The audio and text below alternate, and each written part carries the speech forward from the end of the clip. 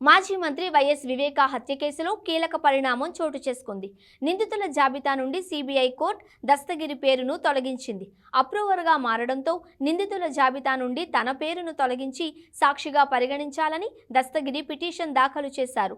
CBI అధికారులు దాఖలు చేసిన అభియోగ పత్రంలోనూ తనను సాక్షిగా చేర్చిన విషయాన్ని న్యాయవాదులు కోర్టు దృష్టికి తీసుకువెళ్లారు. దస్తగిరి వాదనలను పరిగణలోనికి తీసుకున్న సిబిఐ కోర్టు కీలక నిర్ణయం ప్రకటించింది.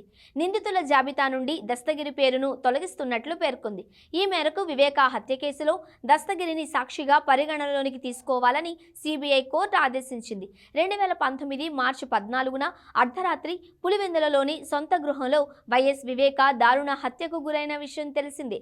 ఈ కేసులో చోటు చేసుకున్న పలు పరిణామాల నేపథ్యంలో వైఎస్ వివేకా కుమార్తె వైఎస్ సునీత న్యాయస్థానాన్ని ఆశ్రయించారు. సిబిఐతో విచారణ జరిపించాలని కోరడంతో న్యాయస్థానం అంగీకరించింది. సిబిఐ నమోదు చేసిన కేసులో దస్తగిరి 4వ నిందితుడు.